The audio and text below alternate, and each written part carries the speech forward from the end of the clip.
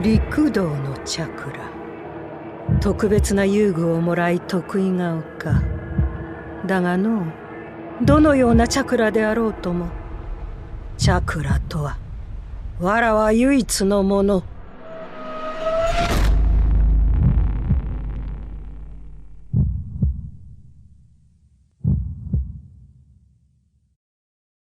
Yo tout le monde. Je sais pas pour vous, mais perso j'ai l'impression que beaucoup de gens ont encore du mal à comprendre certains aspects du personnage de Kaguya, surtout quand je vois les commentaires sous mes anciennes vidéos. Après j'avoue qu'il y a beaucoup de mystères qui entourent le perso, donc j'avais envie d'expliquer 2-3 trucs pour tenter de clarifier un peu tout ça. Du coup on va commencer par revenir rapidement sur Kaguya, ses origines et sur sa fonction dans l'histoire. Ensuite on parlera de sa place dans le lore de la franchise Naruto Boruto et de ses implications. Puis je vous présenterai certaines de mes conclusions et théories autour du personnage, ce qui me permettra aussi d'évoquer la possibilité d'un retour de Kaguya dans Boruto, parce que j'ai vu que ça travaillait pas mal d'entre vous.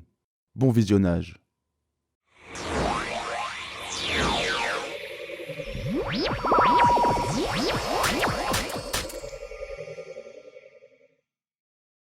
Bon, avant toute chose, ça va être super important d'aborder les origines à la fois diégétiques et extra-diégétiques du personnage. Diégétique, ça veut dire les origines du personnage dans le lore du manga, et extra-diégétique, ça veut dire en gros les origines de la conception du perso par l'auteur. Ouais, j'avoue, j'aurais pu le dire comme ça, mais c'était histoire de flex un peu. Bref, commençons par les origines de Kaguya et sa conception par l'auteur Kishimoto Sensei. Ce sera pas long, mais assez important pour poser un peu de contexte. Bon, déjà, le personnage de Kaguya est évoqué assez tard dans l'œuvre, vu que son nom est mentionné qu'au chapitre 646 par Madara à Hashirama, avant d'être encore évoqué par Hagoromo au chapitre 670 quand il rencontre Naruto pour la première fois. Il y a une croyance qui veut que le personnage de Kaguya ait été ramené dans l'histoire juste pour se débarrasser de Madara. Les gens qui disent ça en général, ils se basent sur le fait que Kishimoto aurait avoué dans une interview que Madara était devenu trop fort et qu'il savait pas comment s'en débarrasser. Le truc c'est que j'ai plusieurs problèmes avec cette idée pourtant bien ancrée dans la grosse tête de certains fans. Le premier, c'est qu'apparemment Kishimoto aurait dit ça pendant une interview donnée à la Jump Festa 2014. La Jump Festa, c'est une grosse convention organisée tous les ans par l'éditeur Shueisha, et c'est vrai que Kishimoto y donnait régulièrement des interviews à l'époque où Naruto était encore en cours de publication. Sauf que deux choses. Déjà, cette interview aujourd'hui c'est impossible d'en retrouver la version originale. Selon certaines sources, il y était bien question de Madara, selon d'autres pas du tout, et parfois on a un espèce de mixte, bref déjà rien que là c'est douteux.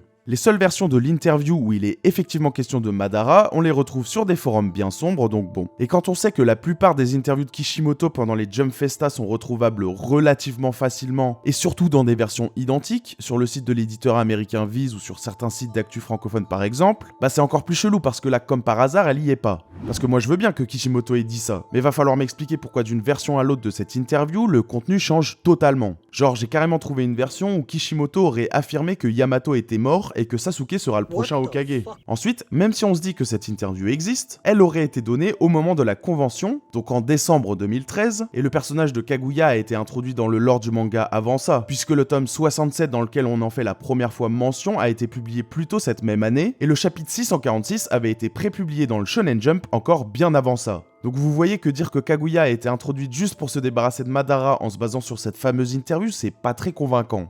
Et de toute façon, remplacer un personnage immortel par un autre, décrit par l'auteur lui-même à plusieurs reprises au travers de ses personnages comme étant le plus puissant de tous, là encore ça n'a pas beaucoup de sens, on va pas se mentir. En vrai, Kaguya c'est surtout la déesse As du chakra, personnification du cycle de Samsara, que l'hindouisme et le bouddhisme décrivent en gros comme un cycle de réincarnation et de souffrance, et qui fait bien sûr écho au cycle de la haine du monde shinobi dans Naruto, que notre héros se doit de briser pour conclure définitivement son arc narratif. En gros, qu'on aime ou pas, Kaguya c'est l'antagoniste ultime. Si Kishimoto avait voulu se contenter de faire de Madara l'ennemi final, il aurait très bien pu le faire, et je peux vous garantir qu'il aurait trouvé un moyen pour les héros de le battre. Je veux dire, c'est lui l'auteur, s'il veut nous sortir un Deus Ex Machina de son chapeau, en un coup de crayon c'est réglé. Clairement, l'introduction de Kaguya avait d'un côté pour but de donner un ennemi final surpuissant, mais aussi et surtout de préparer une suite. Bah ouais, une franchise comme Naruto, c'est sûr et certain que les éditeurs ont mis la pression, histoire de continuer à exploiter la licence, et ça aboutira ensuite à Boruto, et à toute la narrative autour des Otsutsuki, qui sans l'intégration de Kaguya à la fin de l'œuvre originale aurait fait un peu tâche, on va pas se mytho. Encore une fois, on pourrait débattre de la pertinence de ce choix de scénario, mais c'est pas le sujet, ici j'essaie de rester objectif en me basant sur ce qu'on a eu dans le manga, et non sur ce qu'on aurait aimé avoir. Voilà pour les origines de la création de Kaguya par l'auteur. On aurait pu évoquer le conte du folklore japonais Kaguya Hime, dont Kishimoto s'est clairement inspiré pour le personnage, mais à part dresser des parallèles entre ce conte mythologique et le personnage qu'on a vu, notamment dans des fillers en plus, ça n'a pas vraiment d'intérêt ici. Du coup, je propose qu'on enchaîne avec les origines de Kaguya dans le lore du manga. Les deux personnages qui nous ont donné des éléments concrets sur ses origines sont son fils Hagoromo, le sage des 6 chemins, et Amado. Donc on va se concentrer sur les explications de ces deux personnages et essayer de recouper les infos qu'ils nous ont données, en y incorporant des éléments de lore bien sûr, histoire d'être le plus complet possible. Et vous allez voir que rien qu'avec ça, on aura de bonnes clés de compréhension qui vont nous permettre d'arriver plus tard à des conclusions et théories plutôt intéressantes. Aujourd'hui, c'est plus un secret pour personne, Kaguya est une des membres du clan Otsutsuki, une race extraterrestre voyageant de planète en planète pour y moissonner tout le chakra de la vie sur la planète en question. Et ça, c'est une idée que Hagoromo suggérait déjà lors de sa rencontre avec Naruto à la fin de Shippuden. À l'époque, il avait expliqué à notre héros que sa mère était venue de très loin pour s'emparer du fruit du chakra de l'arbre divin, en sous-entendant d'ailleurs assez clairement au passage que le Shinju était déjà présent sur Terre à son arrivée. C'est même une idée qui sera reprise dans l'arc filler consacré à Kaguya justement, mais dont je me servirai pas trop ici parce qu'il présente certaines incohérences avec le canon du manga. Cela dit, ça reste important de préciser ça parce que quand Amado il nous parle de l'arrivée de Kaguya dans Boruto, il explique qu'elle est venue sur Terre avec un autre Otsutsuki nommé Ishiki. D'après lui, les Otsutsuki se déplacent toujours par deux quand ils envahissent une planète. D'ailleurs, on l'a vu avec Momoshiki et Kinshiki, et donc c'était aussi le cas pour Kaguya et Ishiki. Car pour moissonner tout le chakra de la planète sélectionnée, les Otsutsuki doivent planter un Jubi, monstre qui, une fois dans le sol, donnera naissance à un arbre divin justement. Sauf que comme le dit Amado, pour que le Jubi se transforme en arbre divin, il suffit pas de l'arroser une fois par semaine avec un bon soleil, ce serait trop simple. Il faut que le Jubi puisse manger un Otsutsuki vivant. Donc c'est ça l'intérêt de venir par deux. L'un des deux Otsutsuki se laisse bouffer par le Jubi, et l'autre s'occupe de la croissance de l'arbre et de la récolte du fruit. On imagine que c'est ce même Otsutsuki qui a le droit de manger le fruit, un concentré de l'énergie et des données génétiques de la planète, qu'Amado décrit comme un moyen pour les Otsutsuki de faire des mises à jour d'eux-mêmes et d'évoluer. Ishiki va même encore plus loin en expliquant que ce fruit est un registre de tout ce qui vit sur la planète, mais aussi de tout ce qui a vécu, et que plus un Otsutsuki en dévore, plus il évolue jusqu'à atteindre un statut divin, statut qui vient d'ailleurs d'être officialisé récemment dans Boruto, mais sur lequel on n'a pas spécialement besoin de s'attarder pour l'instant. En tout cas, le sacrifié au Jubi se laisse pas bêtement bouffer, puisque les Otsutsuki ont développé un moyen de se réincarner en utilisant un réceptacle sur lequel ils apposent un kama. Le kama gravé sur l'autre est une copie complète des données génétiques du Otsutsuki sacrifié, qu'Amado compare à un dossier de sauvegarde, ce qui clairement a du sens. Grâce à ça, le sacrifié revient à la vie quand le dégel de ses données génétiques est terminé, et que le réceptacle s'est totalement effacé pour lui laisser la place, et ensuite le joyeux duo peut tranquillement repartir récolter le fruit d'une autre planète en répétant le processus à chaque fois. Bon, là j'avoue, je me suis un peu éloigné du sujet, mais laissez-moi cuisiner.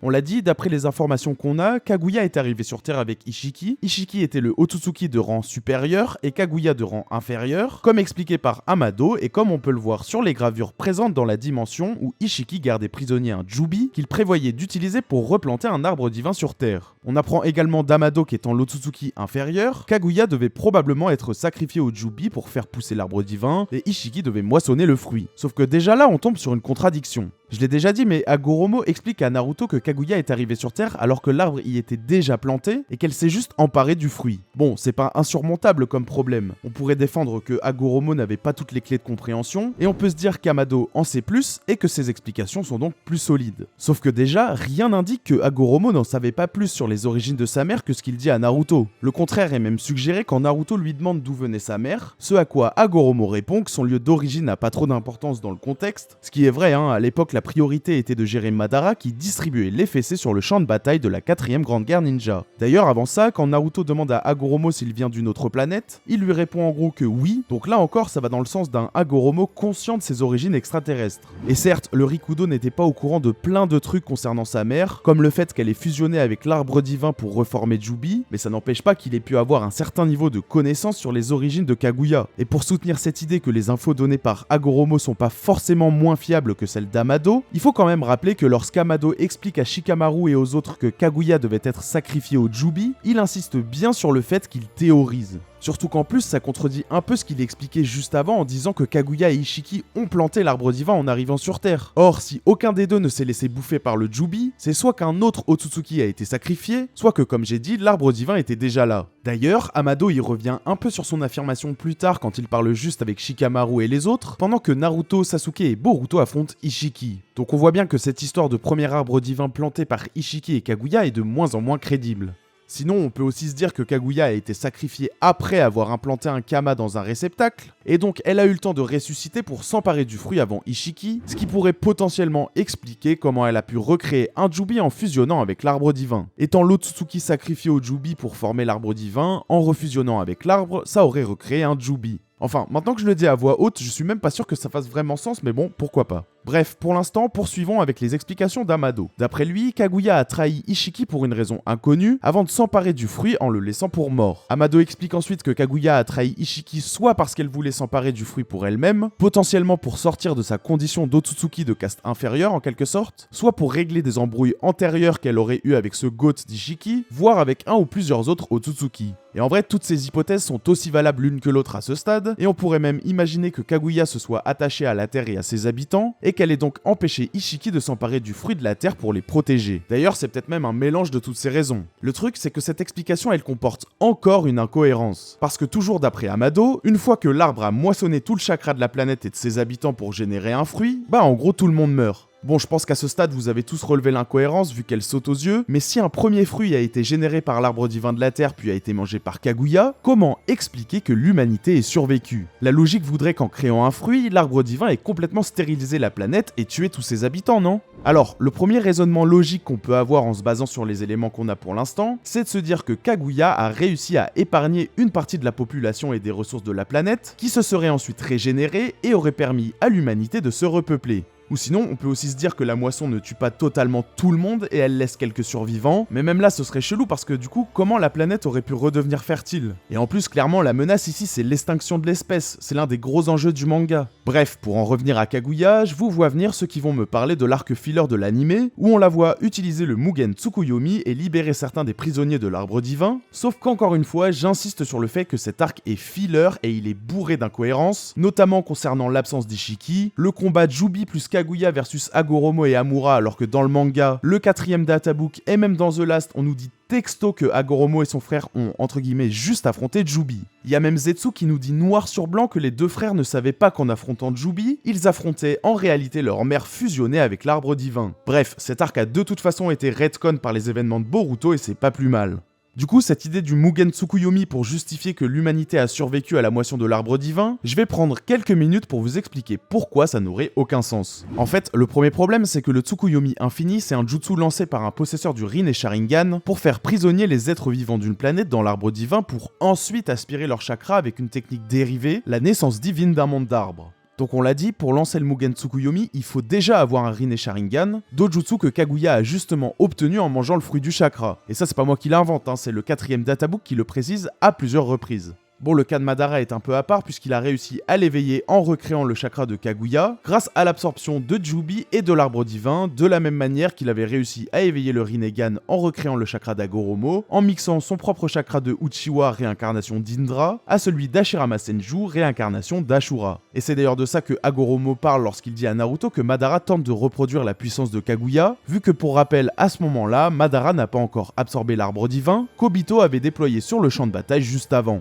Donc vous voyez bien que c'est pas possible que Kaguya ait lancé le Mugen Tsukuyomi avant d'avoir mangé le fruit du chakra, et du coup ce serait pas non plus logique que le Mugen Tsukuyomi ait quoi que ce soit à voir avec la formation d'un fruit de chakra. Bon, après on n'est jamais à l'abri d'un bon vieux retcon par la suite, mais pour l'instant, et avec les éléments qu'on a, comme j'ai dit, ça n'aurait pas de sens. Donc bref, c'est pas clair cette histoire, et on en revient forcément à notre deuxième et plus gros problème, comment Kaguya a pu manger un fruit du chakra sans que tout le monde soit mort dépouillé de leur chakra pour ensuite les piéger dans le Mugen Tsukuyomi. Parce qu'Amado il nous dit bien que quand l'arbre divin est planté, il répand ses racines partout sur la planète pour aspirer le chakra, et c'est non seulement grâce à ça que le fruit du chakra est formé, mais c'est aussi dans ce processus que toutes les formes de vie meurent en se faisant aspirer leur énergie vitale. Et de toute façon, on l'a bien vu quand Obito a déployé l'arbre divin, que Hachibi décrit bien comme la forme finale de Jubi, ses racines se sont mises à attraper tout le monde pour les vider de leur chakra, donc on devine facilement que ça marche comme on l'a vu pendant la 4ème grande guerre ninja.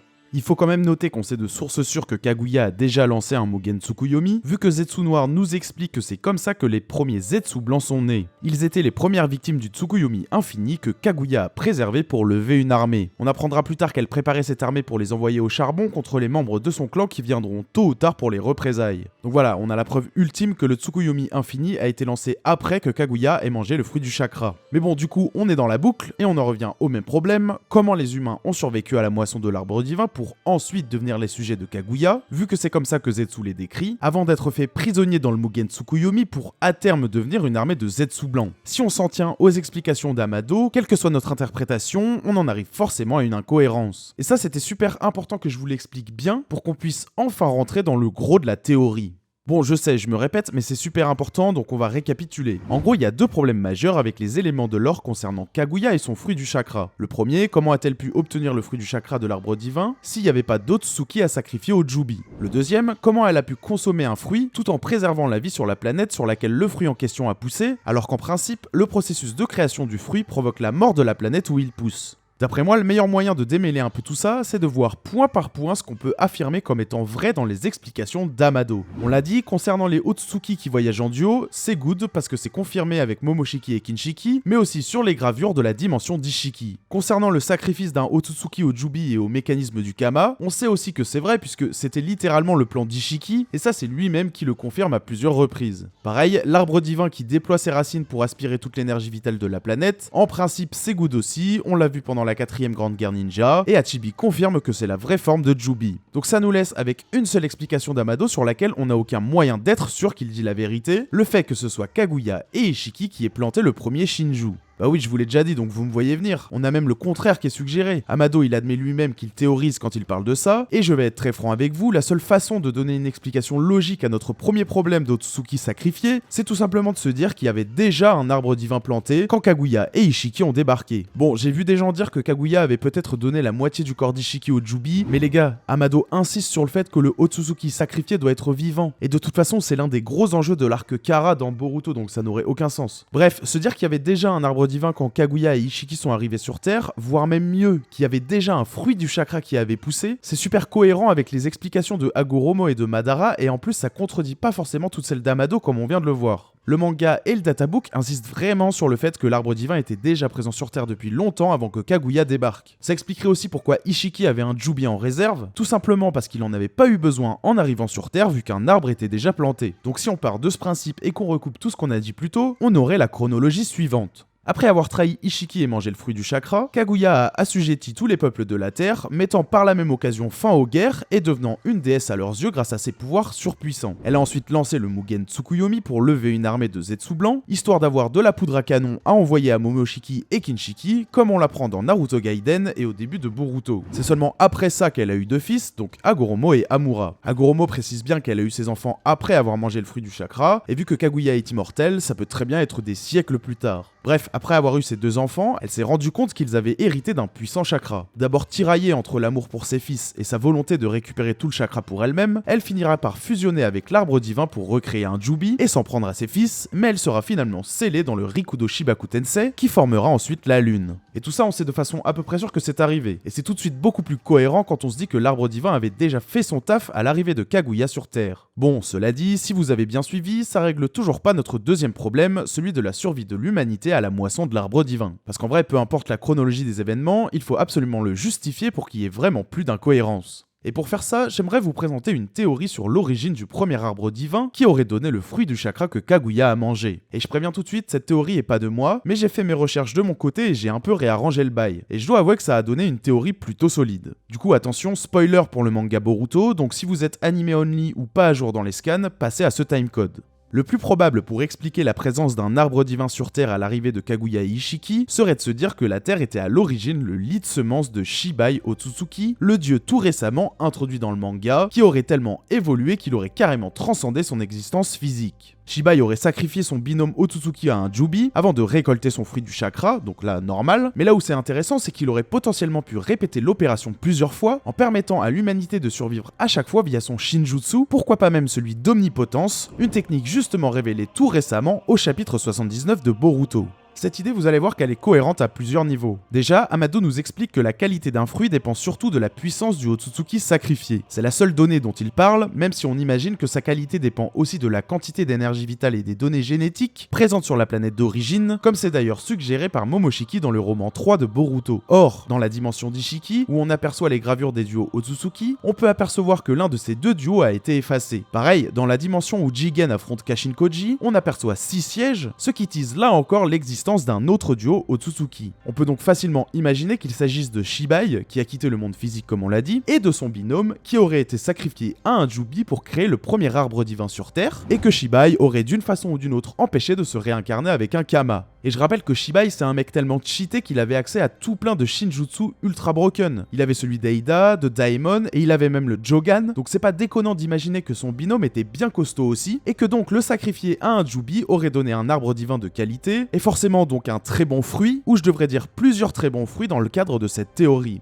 D'ailleurs, ça expliquerait au passage pourquoi la Terre est si, entre guillemets, spéciale pour les Otsutsuki et pourquoi ils veulent absolument y foutre un Shinju. En plus, utiliser Shibai pour justifier que l'humanité a survécu à la moisson de l'arbre divin, c'est plutôt pratique. Comme je viens de le dire, Shibai possédait un nombre incalculable de Shinjutsu, tellement il avait mangé de fruits du chakra. Donc comme j'ai dit, avec sa technique d'omnipotence, il aurait très bien pu permettre à la Terre et à ses habitants de tanker, sachant qu'en plus, Momoshiki décrit l'omnipotence comme un Shinjutsu capable de créer des mondes entiers, et vu comment il se serait servi d'omnipotence dans le cadre de cette théorie, on va pas se mentir, ici, le choix des mots aurait vraiment pas été fait au hasard. En plus, Momoshiki, il nous tease clairement que l'omnipotence a déjà été utilisée sur l'humanité au chapitre 79. Encore un truc qui va dans le sens de cette théorie, d'après Agoromo, Madara et le 4ème databook, l'arbre divin produisait un fruit du chakra tous les environ 1000 ans. Alors, c'est clairement une info à prendre avec des pincettes, puisque la conscience des hommes a très bien pu être altérée par l'omnipotence de Shibai, mais il n'empêche que ça colle plutôt bien à la théorie. En gros, l'arbre divin de Shibai devrait attendre suffisamment longtemps, pourquoi pas 1000 ans du coup, pour que la planète ait assez récupéré de la moisson précédente avant de pouvoir réenclencher le processus et donner un nouveau fruit. Donc dans cette théorie, Shibai aurait transcendé le monde physique, laissant son arbre divin à l'abandon, et pourquoi pas même un fruit, et donc Ishiki et Kaguya seraient venus sur Terre, soit par hasard, soit pour revendiquer son territoire, et comme expliqué, Kaguya aurait trahi Ishiki, mangé le fruit, et on aurait eu la suite d'événements que j'ai cités tout à l'heure. En plus, comme j'ai dit, on sait qu'Ishiki avait coffré un Jubi dans une de ses dimensions, donc ça donne encore plus de poids à l'idée qu'il y avait déjà un arbre divin à son arrivée sur Terre, et que donc il aurait pas eu besoin d'utiliser son Jubi avant les événements du manga. Pareil, quand Kaguya réapparaît sur le champ de bataille de la 4ème Grande Guerre Ninja, elle dit à l'équipe 7 que la Terre est son précieux lit de semences, et tout de suite après elle les téléporte dans sa dimension de lave pour essayer de protéger la Terre des dégâts de leur combat. Et avec tout ce que je viens d'expliquer, je pense que vous voyez en quoi tout ça est plutôt cohérent. D'autant que je sais pas vous, mais pour moi les techniques obtenues par Kaguya en mangeant le fruit du chakra ressemblent toutes à du bon gros Shinjutsu, ce qui là encore aurait du sens si on se dit qu'elle a mangé un fruit destiné à Shibai. Amenominaka, Yomotsu Hirasaka, que des techniques nommées en référence à une divinité ou à un concept mythologique, surpuissantes et avec des zones d'effet colossales et qui ont pas besoin de mudra pour être lancées, bref, tous les attributs du Shinjutsu. Voilà, donc avec cette théorie, on résout nos deux problèmes, celui de la survie de l'humanité et celui du Otsutsuki sacrifié au premier Jubi. Bon, comme j'ai dit plus tôt, on peut aussi imaginer que c'est bien Kaguya et Ishiki qui ont planté le Jubi, qu'ils ont réussi à le faire pousser en Shinju d'une façon ou d'une autre, et que Kaguya a réussi à protéger l'humanité de la moisson, pourquoi pas en arrêtant le processus avant la fin, mais je pense qu'avec tout ce que je viens de dire, on sera tous d'accord que cette façon de voir le truc est quand même un peu moins intéressante. Maintenant, à voir si on aura la réponse à tout ça dans le futur de Boruto. D'ailleurs, à ce sujet, j'ai vu un nombre incalculable de gens me dire en commentaire ou sur les réseaux que Kaguya pourra nous expliquer tout ça si elle revient dans Boruto. Et je voudrais surtout pas casser l'ambiance les gars, mais le seul moyen pour que Kaguya revienne dans Boruto, c'est soit qu'elle ait gravé un kama du cul on sait pas où sur on sait pas qui, ce qui est pas vraiment possible depuis le temps elle serait revenue, soit qu'on ait le droit à un flashback, là-dessus pourquoi pas honnêtement, ou alors qu'on ait une sorte d'hologramme de chakra, un peu comme on a vu dans la dimension du Jubi d'Ishiki ou un bail du genre. Parce que tous les gens qui pensent qu'il suffit d'aller dans sa dimension pour la sortir du Rikudo Shibaku Tensei de Naruto et Sasuke, les gars je suis désolé mais je crois que vous avez vraiment pas bien compris en fait. Le Rikudo Shibaku Tensei c'est justement un saut qui permet d'extraire le chakra de sa cible avant de sceller son corps. On le voit clairement dans le manga, quand Kaguya est touchée par le saut, le chakra des démons à queue est extrait de son corps et elle se retransforme en Gedomazo. D'ailleurs c'est aussi comme ça que ça avait marché la première fois avec Agoromo et Amura. Les deux frangins ont lancé le saut, ce qui a extrait le chakra de Jubi, que Agoromo a scellé en lui pour devenir son Jinchuriki, et seule la mue de Jubi, donc le Gedomazo, a été scellée dans l'astre divin qui est ensuite devenu la lune. Et en fait c'est pour ça que Zetsu Noir a tellement galéré à ramener à la vie Kaguya. Il fallait qu'il attende que quelqu'un éveille le Rinnegan, invoque le Gedomazo, puis se tape la déterre de capturer tous les bijoux pour recréer Jubi, avant de devenir son Jinchuriki, éveiller le Rinne Sharingan, lancer le Mugen Tsukuyomi pour qu'ensuite Zetsu puisse le forcer à utiliser la naissance divine d'un monde d'arbres, et qu'il se retransforme en Kaguya. Et rien que là je viens de vous faire la version express. Pourquoi vous pensez que Zetsu Noir a mis des millénaires? Le mec était clairement en mission, donc s'il suffisait juste de rompre le Rikudo Shibaku Tensei, vous pensez pas qu'il aurait commencé par là? Bref, de toute façon, pour répéter l'opération, il faudrait non seulement pouvoir récupérer le Gedomazo scellé dans la dimension de Kaguya, mais en plus, il faudrait pouvoir remettre tous les bijoux à l'intérieur et trouver un autre capable de faire tout ça. Sauf que, spoiler, Kurama est mort, en principe définitivement, vu qu'il a cramé tout son chakra avec le mode Baryon, donc bonne chance pour ressortir une Zetsu et ramener Kaguya. Alors attention, je suis pas du tout contre un retour du personnage dans Boruto, mais si ça se fait, il va falloir trouver un autre moyen. J'en ai déjà évoqué quelques-uns, mais Kishimoto peut très bien en inventer un tout nouveau, genre avec du Shinjutsu par exemple. Au final, c'est lui l'auteur, et s'il veut la ramener, il trouvera bien une façon de le faire. Tout ce que je dis, c'est que la méthode entre guillemets traditionnelle, c'est juste plus possible. Mais bon, à voir ce que la suite de Boruto nous réserve pour le personnage de Kaguya.